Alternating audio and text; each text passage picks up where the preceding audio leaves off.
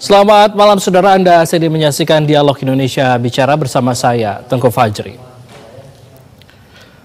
Saudara, putusan Mahkamah Agung yang mengabulkan gugatan tafsir batas usia kepala daerah menuai polemik. Pasalnya, sejumlah pihak menilai atas putusan ini MA memerintahkan KPU RI untuk mencabut pasal 4 ayat 1 huruf D PKPU nomor 9 tentang pencalonan pemilihan gubernur dan wakil gubernur, bupati dan wakil bupati dan atau wali kota dan wakil wali kota tersebut.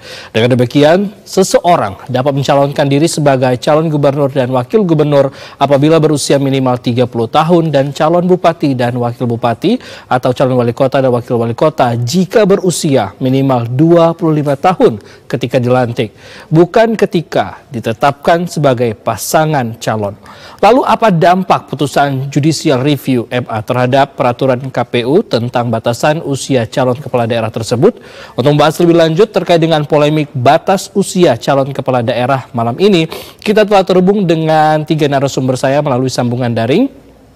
Sudah bergabung bersama kami peneliti politik BRIN, Wasisto Raharjo Jati. Selamat malam Bang Wasisto. Selamat malam Mas Fajri.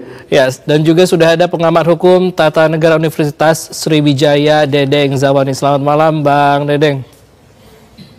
Selamat malam DPRI. Baik, nanti kita juga akan bergabung bersama dengan Kavi Adlan Hafiz selaku peneliti Perludem, namun hingga saat ini masih belum terhubung.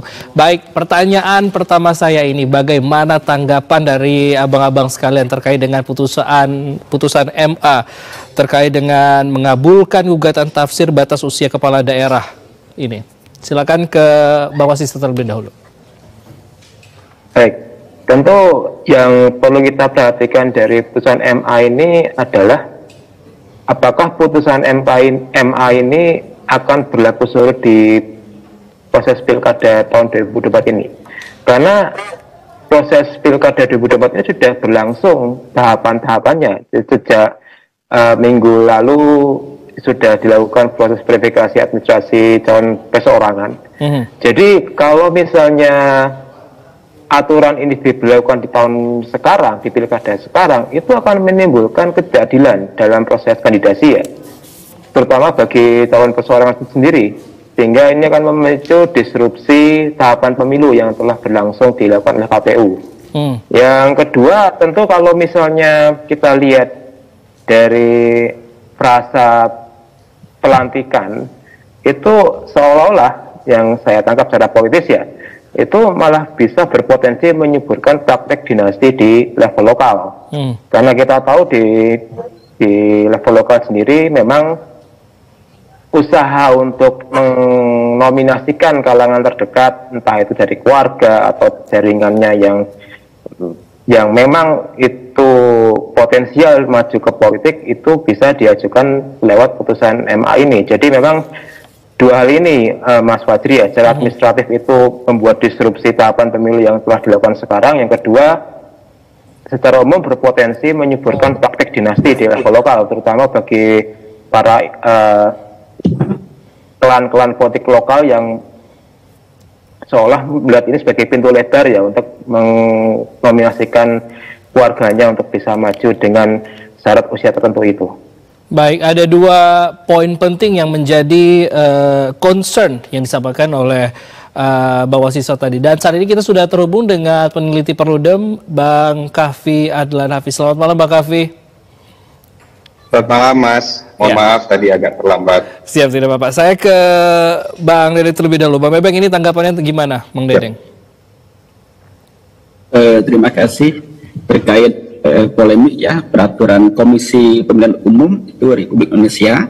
Kalau kita lihat nomor 9 tahun 2020. Nah, dalam hal ini mengenai kalau kita lihat itu perubahan keempat ya, atas peraturan Komisi Pemilihan Umum nomor 3 tahun 2017, baik tentang pencalonan pemilihan gubernur dan wakil gubernur, bupati dan wakil bupati, dan atau wali kota dan wakil wali kota. Jadi dalam hal pelaksanaan pilkada ya, kepala daerah, saya kira November 2024 nanti.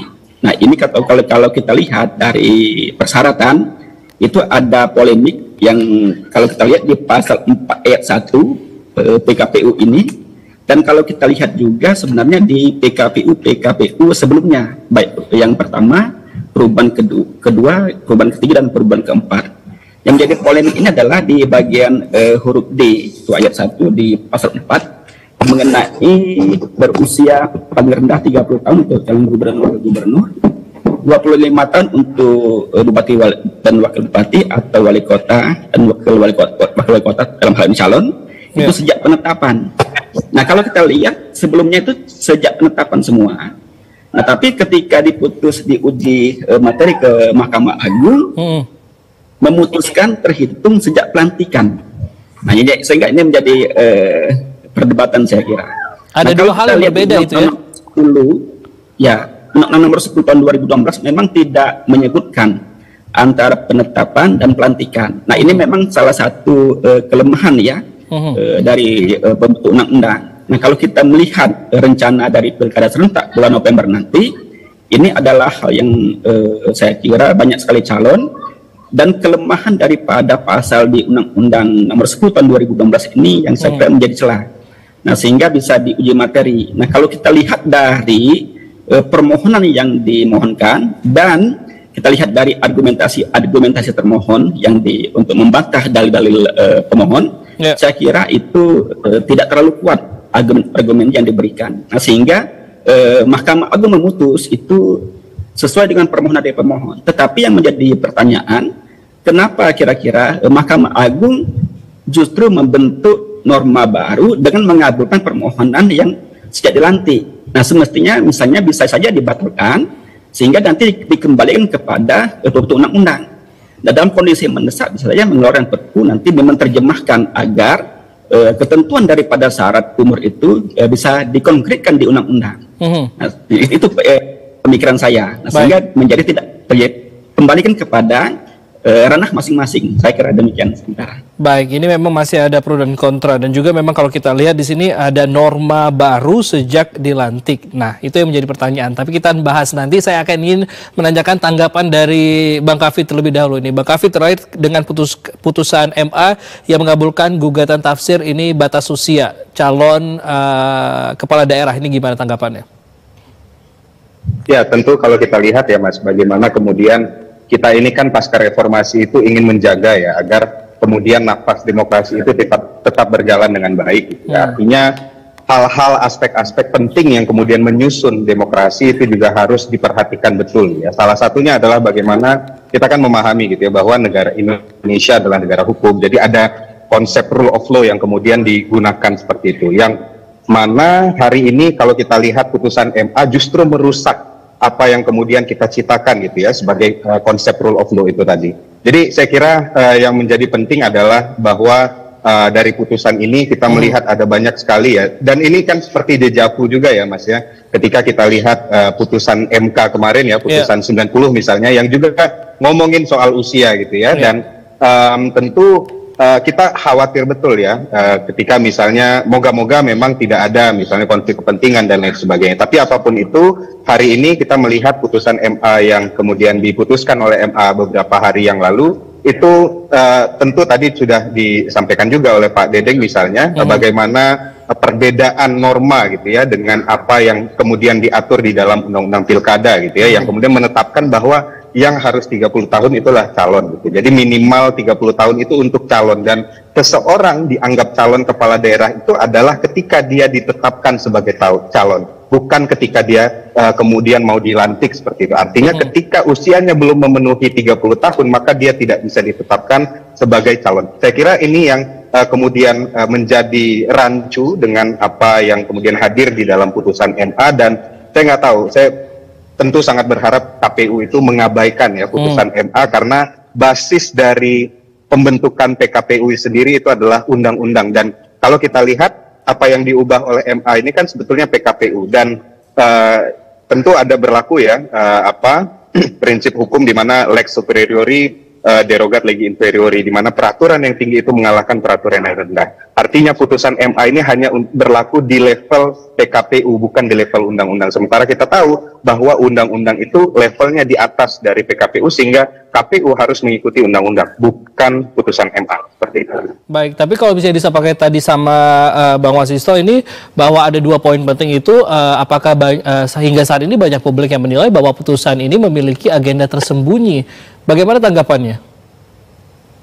Ya, kalau kami gini Mas, karena kita tentu pasti kita perlu untuk menghormati juga putusan pengadilan gitu ya, bahwa peradilan ini kan jadi cabang kekuasaan tersendiri gitu ya di dalam negara hukum di Indonesia gitu ya. Ada trias politika, ada yudikatif seperti itu yang kita harus memang patuhi gitu. Tetapi di sisi lain memang putusan ini ya sama seperti dengan putusan MK kemarin yang memang memiliki banyak sekali pertanyaan gitu ya, banyak sekali catatan gitu yang kemudian membuat publik menjadi ragu apakah kita perlu untuk percaya atau tidak gitu ya dengan lembaga peradilan. Ini kemarin MK, sekarang MA. Ini 2 peradilan yang sangat yang paling tinggi gitu ya kekuasaannya dalam kekuasaan kehakiman di Indonesia, sehingga saya kira yang menjadi penting untuk mengembalikan kepercayaan publik misalnya kita harus mendorong agar komisi yudisial yang kemudian melakukan pemeriksaan terhadap majelis-majelis hakim yang bertugas pada perkara ini, sehingga kita bisa mendapatkan satu jaminan ya bahwa memang MA masih independen seperti itu. Baik, saya ke Bapak Wasisto. Bapak Wasisto, ini bagaimana tanggapan Anda terkait dengan apakah Anda melihatnya juga demikian atau ini hal yang wajar sebagai gejolak politik yang semakin diwarnai, apalagi diwarnai hingga saat ini generasi Z ataupun juga generasi milenial dan anak-anak muda saat ini? Ya, tentu kalau kita melihat secara umum memang jumlah politisi muda kita itu sebagian besar persentasenya itu memang ada indikasi terkait dengan dinasti politik ya, terutama bagi mereka yang ada di level nasional bahkan juga lokal. Jadi kalau kita melihat temuan riset itu menunjukkan bahwa gejolak itu ada kaitannya dengan fenomena seperti ini, di mana kita bisa melihat bahwa pertumbuhan dari dinasti itu kan selalu bermula dari bypassing aturan-aturan seperti ini kan, yang kita lihat dari yang terbaru dalam putusan MA.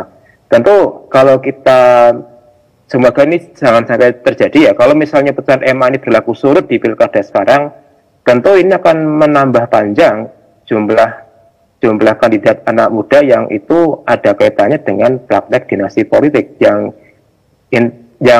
mana itu akan secara umum ya akan membuat publik akan permisif dengan demokrasi. Yang kedua, regenerasi kita akan mentok ya, artinya regenerasi kaderisasi partai maupun juga kandidasi untuk menjadi sebuah kandidat yang definitif itu ternyata harus melalui proses-proses yang seperti ini. Jadi ini merupakan presiden buruk bagi demokrasi sebenarnya, Mas. Baik, saya ke Bang Dedeng. Bang Dedeng, ini kalau kita lihat tadi kan disampaikan bahwa memang akan ada pergantian ini sejak dilantik. Ini kan yang menjadi polemik saat ini. Jika saat ini berusia contoh 24 tahun dan kemudian bisa menjadi wali kota di usia 25 tahun, sedangkan pelantikan itu sekitar di awal Januari nanti. Itu bagaimana itu prosesnya atau tanggapannya ini seperti apa ini melihatnya? Ya, baik ya. Kalau kita lihat dalam suatu proses peradilan, biasanya kalau peradilan itu prosesnya biasanya objektif, ya biasanya tidak menuai pro dan kontra. Nah, kalau putusan peradilan itu biasanya dia pro kontra, biasanya ada yang katakan dalam tanda kutip dipaksakan. Nah, kalau kita lihat PKPU sebelumnya itu sejak penetapan. Nah, tapi ini ada perubahan. Nah, kalau misalnya dari Mahkamah Agung itu cukup membatalkan, tapi nanti diberikan ke ranah lain, nah sehingga di dalam bentuk produk perundang-undangan, nah apa yang dikatakan Bang Wasisto tadi itu bisa berlaku, misalnya dia akhir aturan perpunya atau dia berlaku sejak tanggal ditetapkan. Nah, kalau misalnya putusan peradilan ini sumbernya itu kan biasanya di negara-negara Anglo-Saxon, sedangkan kita kan di Restan Eropa kontinental yang biasa dari peraturan perundang-undangan. Nah, ini kira-kira yang menjadi seperti ada rancu sepertinya kalau proses peradilannya. Putusan tersebut saya kira yang menjadi polemik itu, Bang Rez ini saya kira. Baik.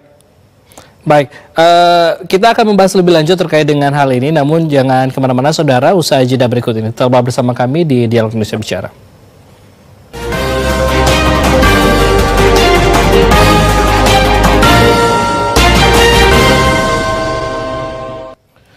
Terima kasih saudara, Anda kembali menyaksikan Dialog Indonesia Bicara. Dan saudara, kita masih membahas terkait dengan polemik batas usia calon kepala daerah bersama 3 narasumber saya. Sudah ada Bang Wasisto, Bang Kavi, dan juga Bang Dedeng. Saya masih ke Bang Dedeng. Bang Dedeng, ini kalau kita lihat tadi sebelum kita kombrek, ini ada sempat pertanyaan dalam hati saya ini menyampaikan bahwa uji materi peraturan di bawah undang-undang ini kan berada dalam yurisdiksi MA. Nah, namun parameternya adalah peraturan tersebut harus bertentangan atau tidak sejalan dengan undang-undang. Pada akhirnya ini menyebabkan polemik karena dianggap tidak ada undang-undang yang dilabrak dalam peraturan KPU tentang persyaratan usia minimal pada saat penetapan calon. Sebenarnya Bang, bagaimana sebaiknya kita memahami hal ini? Ya baik, saya kira memang pengujian suatu atau uji materi daripada peraturan perundang-undangan, dalam hal ini adalah peraturan di bawah undang-undang, itu pertama ada legal standing, yang kedua ada kerugian konstitusional. Nah, lalu ada juga pengujian yang sifatnya formil dan ada juga pengujian yang sifatnya material. Nah, kalau kita lihat sebenarnya apa yang mau dimohonkan oleh pemohon itu adalah dalam aspek pembentukan produk peraturan di bawah undang-undang terhadap undang-undang dalam hal formil. Nah, tapi kalau kita lihat dari pemohon tersebut, dia mengemukakan argumentasi kerugian konstitusional. Nah, pemohon ini saya kira adalah partai politik. Semestinya idealnya pemohon itu adalah orang yang mau mencalonkan atau pernah mencalonkan kepala daerah sebelumnya atau dia gagal. Nah, itu kira-kira Hakim Mahkamah Agung perlu menilai sejauh mana daripada kerugian konstitusional yang dimohonkan oleh pemohon. Selanjutnya adalah legal standing atau kedudukan hukum. Lalu kalau kita lihat yang dimohonkan itu sepertinya rasionalnya, karena peraturan-peraturan sebelumnya itu dari penafsiran historisnya perlu dilihat. Selain itu aspek pembentuk undang-undang juga harus memenuhi misalnya asas kecermatan, asas ketelitian, asas misalnya visi jauh ke depan. Sehingga produk suatu undang-undang itu tidak rentan misalnya diuji atau dijadikan celah untuk dalam tanda kutip kepentingan yang sifatnya tertentu. Nah, kalau misalnya produk perundang-undangan dibuat dengan baik, saya kira pengujian-pengujian itu akan tidak mudah untuk dijadikan celah. Nah, selanjutnya juga ini pengujian yang diajukan oleh pemohon, ini putusannya itu mestinya idealnya ya tidak membentuk aturan baru, langsung mengabulkan permohonan pemohon, apa kehendak pemohon. Saya kira mengabulkan putusan itu sebatas apa yang menjadi kewenangan atau ranah daripada uji materi tersebut, tidak melebihi apa yang kira-kira sesuai dengan ranah daripada uji materi di Mahkamah Agung itu sendiri. Nah, ini membentuk norma baru, mestinya kembalikan saja ke ranah pembentuk undang-undang. Nanti silakan ranah undang-undang untuk memperbaiki tersebut. Jadi dia kelihatan secara objektifnya. Nah, kalau polemik ini misalnya ada hal-hal yang kira-kira apa dipaksakan misalnya, atau misalnya ada hal yang tidak beres sesuai mekanismenya, ini sehingga menjadi pro kontra di masyarakat. Seperti yang saya kemukakan tadi, kalau putusan itu baik, objektif, dia sesuai dengan mekanisme, biasanya nggak ada pro kontra di masyarakat. Saya kira itu, saya kira. Baik, saya ingin tanggapannya dari Bang Wasisto. Bang Wasisto, silakan. Iya, tentu kalau kita melihat yang disampaikan oleh Bang Dedeng tadi ya, memang idealnya aturan itu harus berkelindahan satu sama lain ya, sehingga itu memicu adanya keadilan dalam proses, terutama proses pemilu ya. Nah, tentu di sini yang perlu kita garis bawahi pula, masa pembahasannya kan juga bilang singkat ya. Masuk ke kamar MA itu tanggal 24, tanggal 7 diputuskan. Tentu proses yang singkat ini juga memicu polemik kan. Idealnya kalau yang kita lihat di proses judicial review itu paling tidak memakan waktu 52 hari sekian. Namun ini kita mendapati waktu 3 hari langsung jadi. Tentu di sini akan membuat publik bertanya-tanya, ini tendensinya kemana dan apa maksudnya. Memang kita harus mengikuti atau mungkin menghormati ya proses pengadilan yang ada. Cuman ekses dari proses yang tidak transparan ini dan kemudian dampaknya untuk pemilu ini yang membuat kerugian konstitusional tadi itu lebih besar daripada proses hasil judicial ini, Mas Fajri.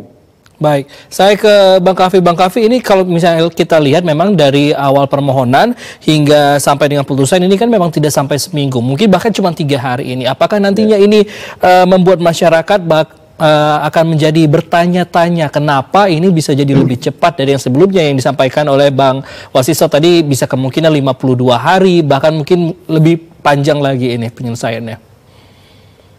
Ya, betul Mas. Saya kira ada 2 hal ya dalam konteks ini ya, terkait dengan bagaimana persepsi publik dan juga bagaimana kepercayaan publik terhadap Mahkamah Agung gitu ya. Di awal saya ingin katakan gini, bahwa kami di Perludem itu bersama dengan Koalisi Masyarakat Sipil pernah mengajukan judicial review, saya kira sekitar 2 kali ya, 2 atau 3 kali ke Mahkamah Agung gitu ya, karena kita mengajukan judicial review untuk peraturan KPU seperti itu, yang mana kalau di dalam undang-undang, kalau saya nggak salah ya, di dalam undang-undang pemilu, untuk menguji PKPU itu paling lama 30 hari, gitu ya. Tetapi yang dilakukan Mahkamah Agung pada saat itu adalah lebih dari 30 hari, bahkan bisa 2-3 bulan. Baru kemudian kita mendapatkan putusannya. Dan putusannya itu draftnya pun bahkan belum diupload gitu ya, misalnya di websitenya Mahkamah Agung. Nah, hari ini kita lihat proses sidangnya hanya dalam 3 hari, yang ini saya kira sangat membingungkan sebetulnya, sangat membingungkan. Karena ada 2 hal. Pertama ya ini tadi, yang proses sidang hanya dalam 3 hari, kok terlihatnya kesannya kayak terburu-buru gitu ya. Apalagi kalau kita misalnya kontekskan dengan tahapan pilkada seperti itu, di mana kita sudah mulai nih masuk ke dalam masa tahapan pencalonan dan sebentar lagi akan berakhir. Takutnya ini bukan proyek, tetapi ini putusan yang moga-moga tidak ya, tapi takutnya ini adalah putusan yang kejar tayang seperti itu untuk kepentingan politik tertentu. Kemudian yang kedua yang juga kita jadi sorotan, lagi-lagi publik ini masih ingat betul memori yang sangat-sangat buruk gitu ya, luka yang sangat-sangat besar pada saat putusan 90 Mahkamah Konstitusi gitu ya, di mana ada banyak sekali problem, termasuk juga problem etik ya, yang kemudian ditemukan oleh Majelis Kehormatan Mahkamah Konstitusi, bahwa Ketua MK pada saat itu Anwar Usman bersalah karena diketahui beliau juga memang melakukan semacam pengaruh gitu ya, atau memberikan semacam pengaruh terhadap putusan dari tiap hakim seperti itu, sehingga putusannya itu memberikan keuntungan kepada kelompok politik tertentu.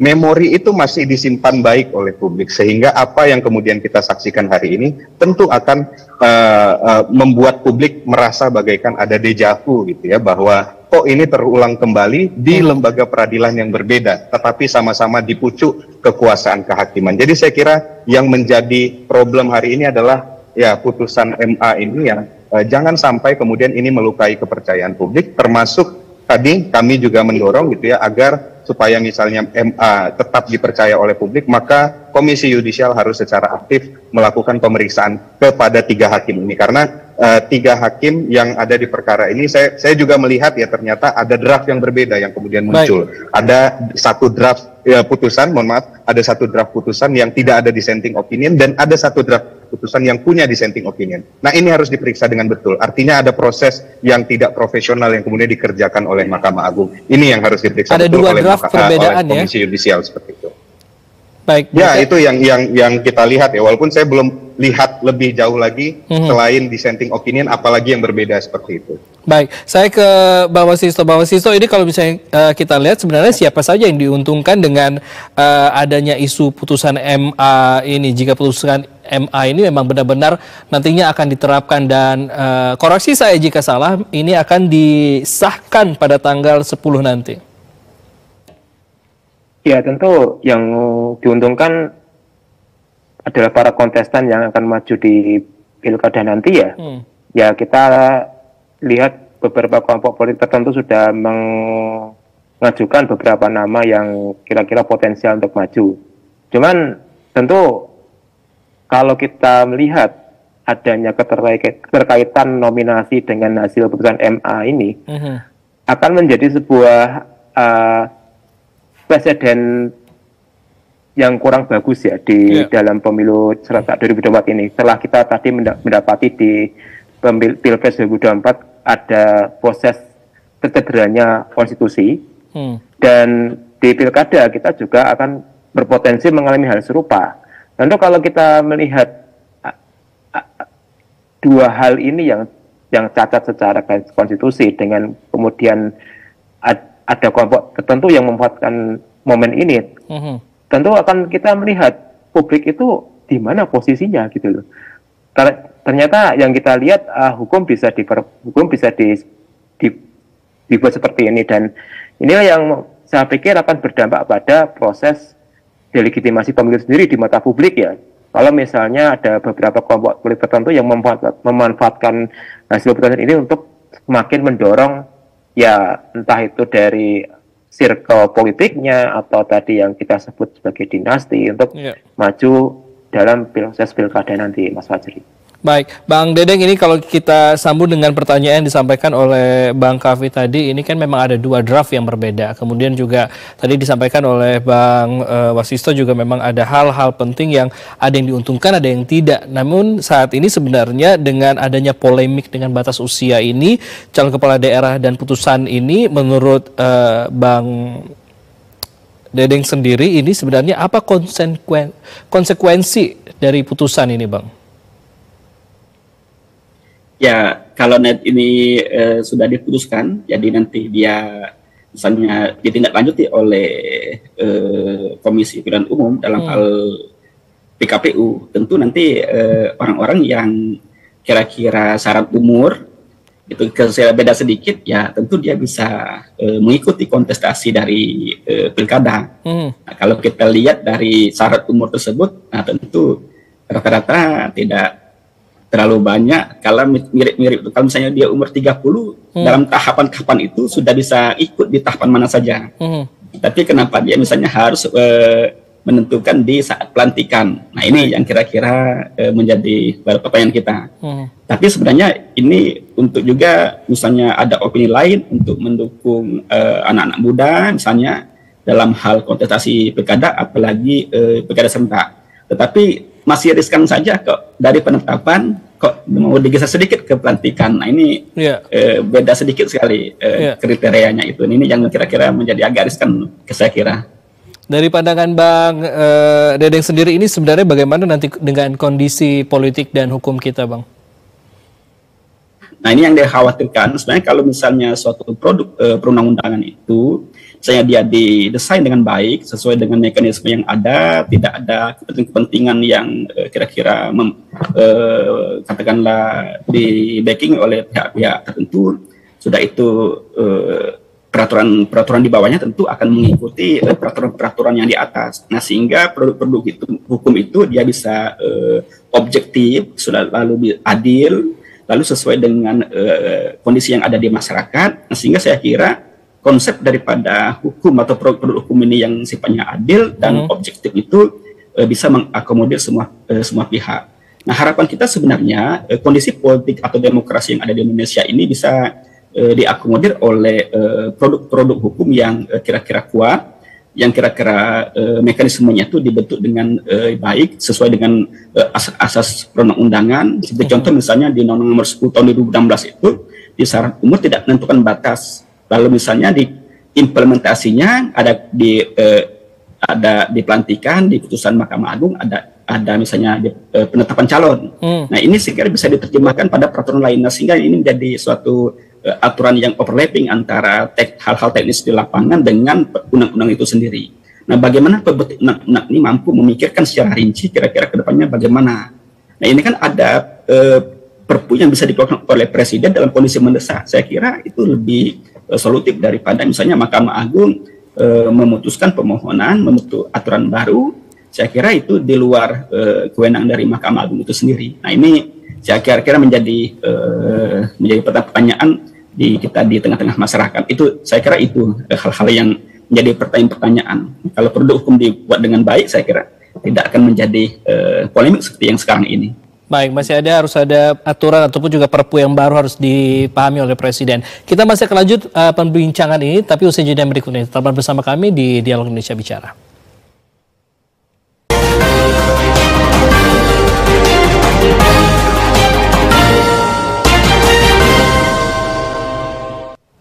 Anda kembali menyaksikan Dialog Indonesia Bicara. Saudara, jika tadi disampaikan oleh Bang Dedeng ini bahwa memang harus ada perpu ataupun juga aturan baru yang disahkan oleh Presiden. Tapi saya ingin menanyakan tanggapan dari Bang Kavi. Bang Kavi, ini jika menurut Perludem, apakah yang harus dilakukan oleh KPU sebagai penyelenggara? Ya, saya kira apa yang dilakukan KPU kan sebetulnya jelas. Kemarin kan KPU menanggapi ya putusan MA yang kemarin kita saksikan gitu ya. KPU menanggapi bahwa mereka akan datang ke para pembentuk undang-undang yang ini sepertinya artinya adalah DPR ya, terutama di Komisi 2 gitu ya, yang memang mengurusi bidang-bidang atau hal-hal yang terkait dengan politik untuk kemudian meminta pendapat. Nah, saya kira itu yang patut kita tunggu di awal, tetapi saya kira gini, yang paling penting adalah bahwa kita penting untuk melihat gitu bagaimana ketentuan di dalam Undang-Undang Pilkada, terutama di pasal 7 ayat 1 gitu ya, di mana sebagai kerangka besarnya kan itu menjelaskan bahwa calon kepala daerah itu sebagaimana yang dimaksud ayat 1 misalnya harus memenuhi syarat sebagai berikut. Salah satunya adalah untuk calon gubernur itu paling rendah 30 tahun dan untuk calon bupati dan wali kota itu paling rendah 25 tahun. Sehingga lagi-lagi apa yang dimaksudkan oleh Undang-Undang Pilkada itu adalah seseorang dianggap calon kepala daerah itu ketika pasca penetapan calon. Jadi baseline-nya itu adalah penetapan calon, dan ini kan yang diatur di dalam PKPU gitu ya, dan saya kira KPU sangat bisa mengabaikan putusan MA tersebut gitu ya, karena putusan MA-nya juga tidak sesuai atau bertentangan dengan undang-undang yang ada di atasnya atau undang-undang pilkada seperti itu.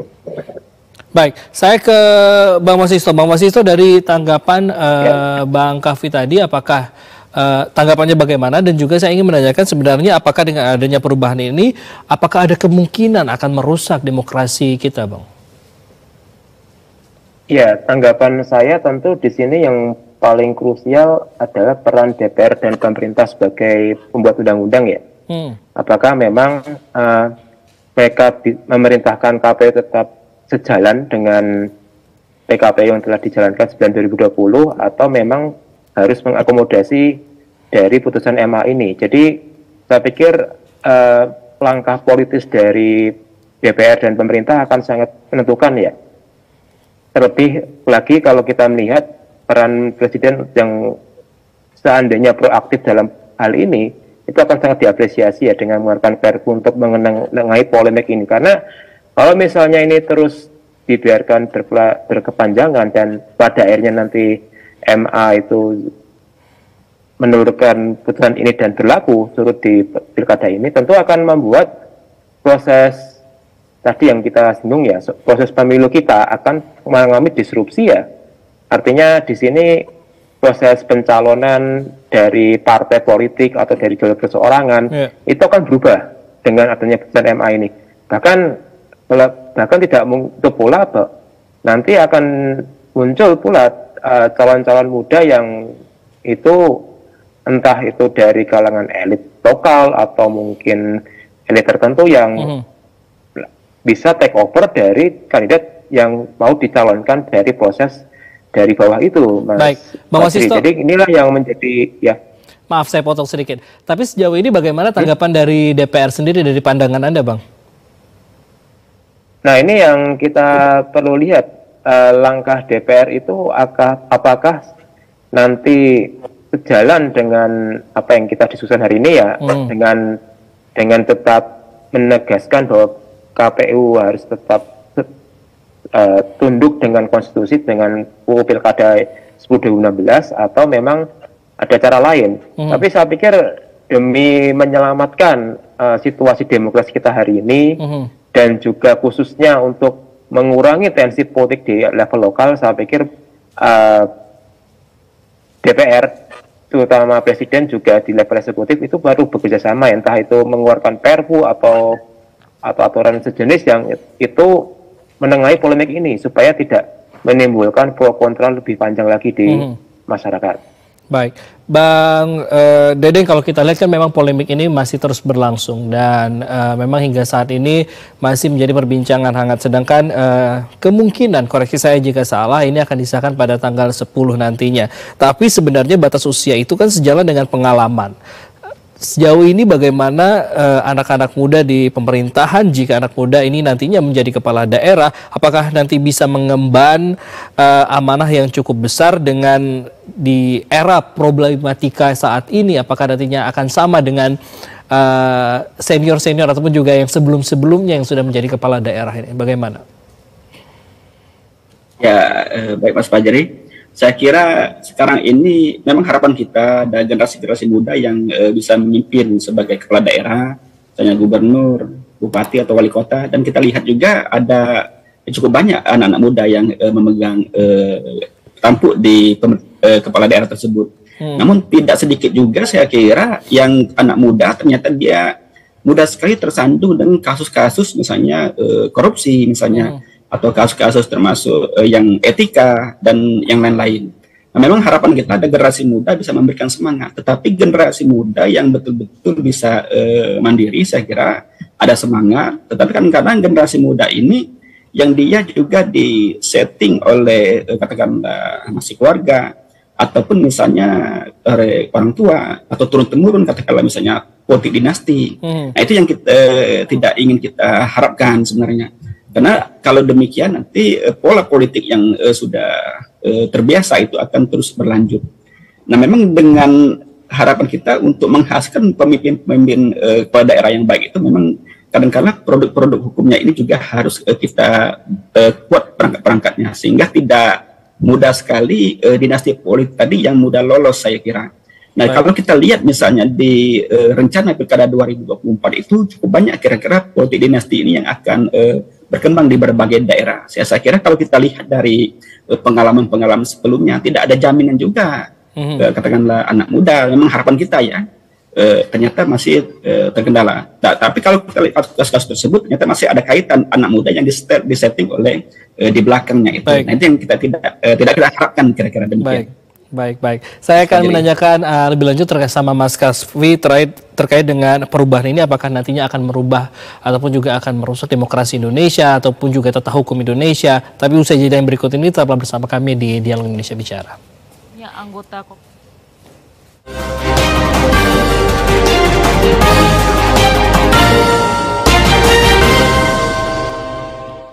Terima kasih saudara, Anda kembali menyaksikan Dialog Indonesia Bicara bersama saya Teguh Fajri. Kita masih membahas terkait dengan polemik batas usia calon kepala daerah.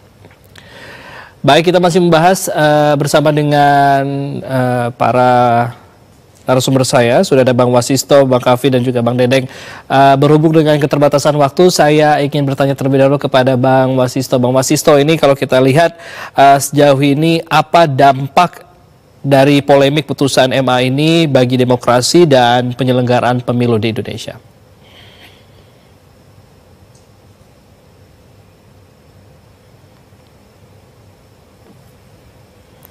Bang Wasisto, mohon maaf, mungkin bisa di-unmute terlebih dahulu. Oh ya, terima kasih. Ya, tentu ada beberapa poin yang bisa kita diskusikan ya untuk jadikan reminder ya. Misalnya, putusan MA ini tentu akan membuat, seandainya ini memang dilakukan ya, akan menjadi semacam presiden buruk ya buat demokrasi kita, terutama bagaimana konstitusi itu sebegitu mudah untuk bisa diakomodasi kepada kepentingan tertentu ya. Sehingga tadi yang kita sebut ya, asas keadilan menjadi hilang, asas objektivitas menjadi terdegradasi, sehingga disinilah kemudian publik bisa semakin apatis dengan proses pemilu yang ada.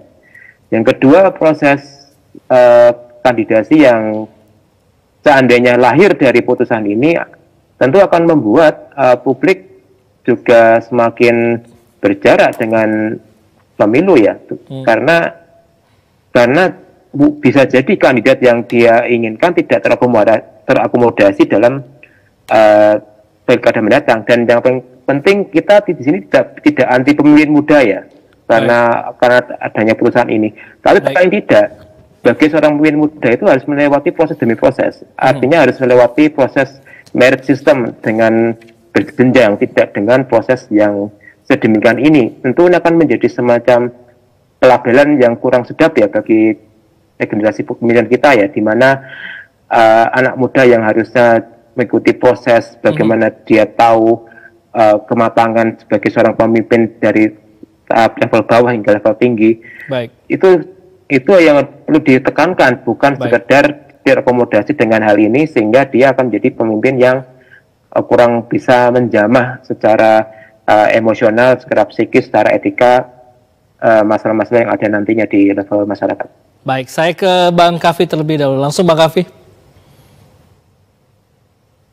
Ya Mas, saya kira apa yang kemudian kita lihat ya dalam putusan MA kemarin ini kan menimbulkan apa ya, semacam pertentangan ya antara satu peraturan dengan peraturan yang lain seperti itu, terutama dengan peraturan yang lebih tinggi. Jadi memang lagi-lagi kami menyarankan gitu ya, dan juga memberikan semacam pendapat bahwa KPU perlu untuk kemudian mengabaikan putusan ini ya, putusan MA ini ya, dan kemudian memberikan satu pengaturan yang clear gitu ya. Dan kemudian selanjutnya terkait dengan bagaimana demokrasi kita, bagaimana demokrasi kita di masa depan pasca putusan MA ini ya.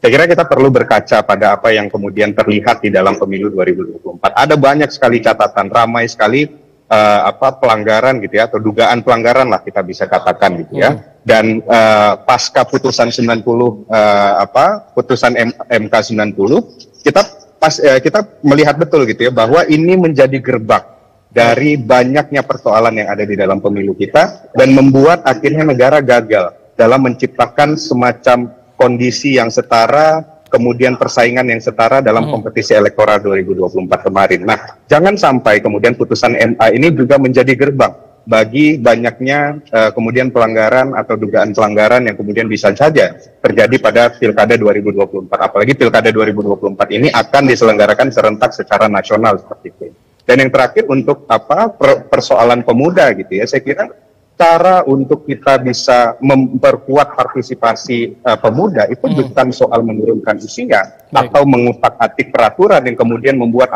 pemuda ya mungkin saja dari kalangan tertentu atau dengan privilege tertentu seperti itu. Yang paling penting adalah kita bisa mendorong partisipasi pemuda, bukan hanya dalam kontestasi, ketika kontestasi saja, tetapi kita dorong partisipasi pemuda di dalam politik dengan misalnya kaderisasi yang kuat, proses kaderisasi yang kuat di dalam partai politik, proses pola rekrutmen di partai politik misalnya yang lebih transparan, lebih partisipatif gitu ya. Dan kita harus menyadari bahwa pemuda memiliki banyak sekali tantangan, banyak sekali obstacle yang kemudian dialami di dalam kontestasi politik. Salah satunya misalnya soal bagaimana keterbatasan finansial, terutama bagi pemuda yang tidak memiliki privilege apapun atau tidak terkoneksi pada keluarga politik. Sehingga hal-hal semacam itu yang harus diperbaiki, bukan dengan lagi-lagi mengutak-atik peraturan. Saya kira itu.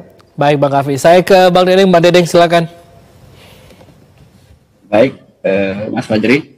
Saya kira terkait dengan putusan nomor 23 P hak uji material 2024, saya melihat ada pemohon. Pemohon saya kira bisa dengan kira-kira tepat melihat ketentuan syarat di Undang-Undang 2016 tentang Pilkada, syarat umur dengan PKPU. Nah, saya lihat dari pihak argumentasi pihak termohon, harapan saya pihak termohon lebih kuat dalam mendalilkan atau membuat argumentasi sehingga bisa membantah pihak pemohon misalnya tahapan pemilu PKPU sebelumnya. Yang ketiga, putusan saya lihat hakim juga memutuskan lalu mengabulkan membuat aturan merevisi daripada ketentuan syarat tersebut. Nah, ini menjadi catatan saya kira bagi saya bagaimana majelis hakim dalam hak uji materi terhadap peraturan selanjutnya mampu dengan kadar yang baik menentukan kerugian konstitusional, lalu dengan baik juga menentukan legal standing. Nah, sehingga terhadap pemohon-pemohon yang masuk itu bisa dengan tepat diputus oleh Mahkamah Agung dalam hak uji materi.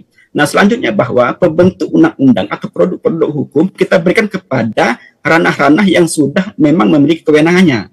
Saya Presiden bisa mengeluarkan Perpu, DPR dan DPR bisa membuat undang-undang, putusan peradilan dan lain sebagainya. Nah, sehingga kondisi-kondisi ini tidak perlu terjadi, saya kira. Kalau memang dia diberikan atau dibuat dengan sesuai dengan mekanismenya, saya kira tidak akan menjadi polemik. Baik. Produk ini harus dibuat dengan sesuai dengan objektif dan sesuai dengan mekanisme yang ada. Saya kira demikian, Mas Fajri. Baik, terima kasih semuanya Bapak abang-abang dan juga ini sudah berdiskusi bersama kami di Dialog Indonesia Bicara. Sudah ada pengamat hukum tata negara Universitas Sriwijaya, Bang Dedeng Zawani, kemudian sudah ada peneliti politik BRIN, Wasisto Raharjo Jati, dan juga peneliti Perludem Kavi Adlan Hafiz. Terima kasih abang-abang semuanya. Selamat malam. Assalamualaikum warahmatullahi wabarakatuh. Terima kasih. Dan saudara, demikianlah Dialog Indonesia Bicara malam hari ini. Akhirnya saya Teguh Fajri mewakili kerabat kerja yang bertugas mengucapkan terima kasih atas perhatian dan kebersamaan Anda. Selamat malam dan sampai jumpa.